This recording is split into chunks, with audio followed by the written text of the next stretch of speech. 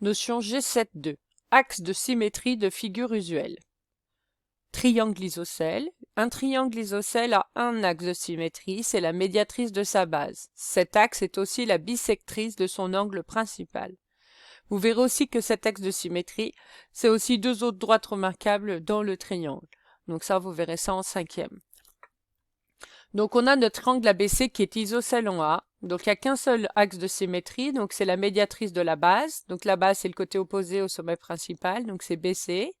Donc je prends le milieu, je fais une perpendiculaire et je trace la droite et elle va passer par A.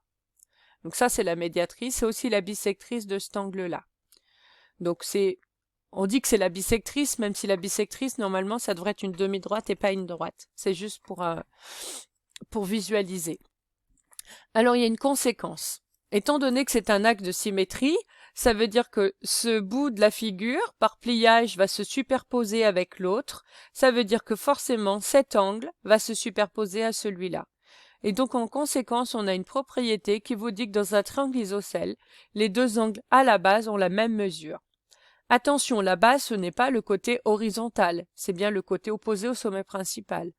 Et donc, on a deux angles obligatoirement de même mesure. Donc ça, c'est lié aux propriétés de la symétrie.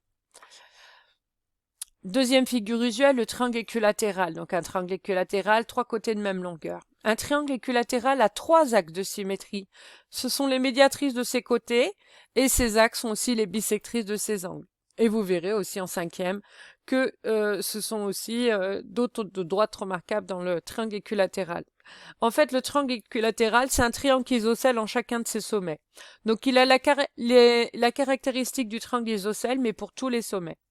Donc en conséquence, si je prends cet axe de symétrie-là, ce triangle-là va se superposer avec le deuxième triangle ici, par pliage, donc l'angle en B va être égal à l'angle en C. Mais si je coupe si je plie par rapport à cet axe de symétrie-là, l'angle en B va se superposer avec l'angle en A. Donc ils ont la même mesure. Et au final, ils auront tous les trois la même mesure. Alors quand on avait appris à tracer et mesurer des angles, on avait vu que dans un triangle, la somme des trois mesures des angles, elle est toujours égale à 180 degrés. Donc si les trois ont la même mesure, il suffit de faire 180 divisé par 3 et on tombe sur 60 degrés. Donc la propriété, elle vous dit que dans un triangle équilatéral, les trois angles ont la même mesure et ils mesurent chacun 60 degrés. Donc on a mieux que même deux mêmes mesures, on sait même quelle est cette mesure-là. Alors maintenant, il n'y a pas d'axe de symétrie dans le triangle rectangle s'il n'est pas isocèle. Donc on passe au quadrilatère particulier. Donc le losange. Losange a deux axes de symétrie qui sont ses diagonales. Donc rappel, ça vient de là. Le losange a ses diagonales qui se coupent perpendiculairement à leur milieu. Alors si je prends la diagonale DB, donc là aussi il faut faire attention, c'est pas tout à fait la diagonale, parce que en mathématiques, parfois la diagonale c'est une longueur et parfois c'est une droite. Donc ici je considère la droite. Si c'est un axe de symétrie, ça veut dire que ce bout-là va se plier et se superposer avec le demi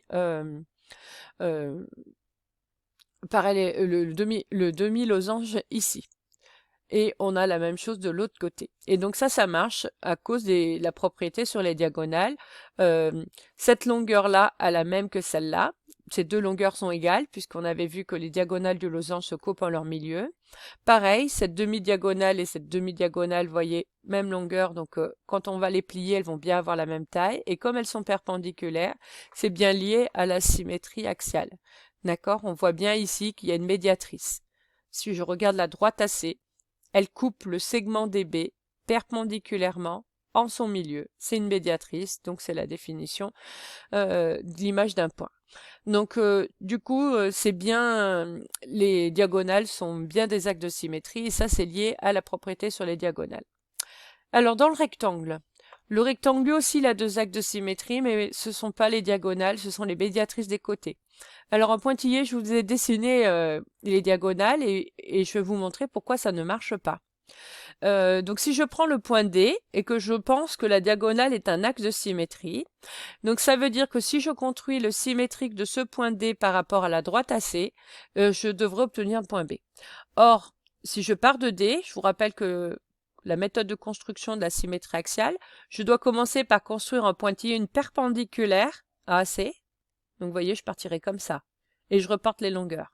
Et on se rend compte qu'en partant perpendiculairement à C, ben on n'arrivera pas du tout en B qui est ici. Donc bien faire attention à ça. Donc les deux axes de symétrie, ce sont les médiatrices des côtés. Donc là, il manquerait le codage, mais ça faisait trop de codage sur la figure. Hein. Mais donc, je prends le côté AD, je repère le milieu et je trace la perpendiculaire. Cette droite va être aussi la médiatrice de BC. Et on fait pareil de l'autre côté. Deux axes de symétrie. Donc, le rappel ici ne me sert pas pour la construction. Hein, le fait que les diagonales se coupent en leur milieu et ont la même longueur. Le carré. Alors, le carré, comme c'est un losange rectangle, eh ben, il a deux axes plus deux axes, il en aura quatre. Donc, le carré a quatre axes de symétrie, les diagonales et les médiatrices de ses côtés. Donc, les deux diagonales et les médiatrices des côtés. Et je vous rappelle que les diagonales du carré se coupent perpendiculaires en leur milieu et ont la même longueur.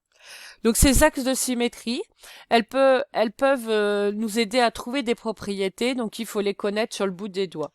Donc il faut les connaître, si vous les connaissez pas, il faut savoir les retrouver facilement.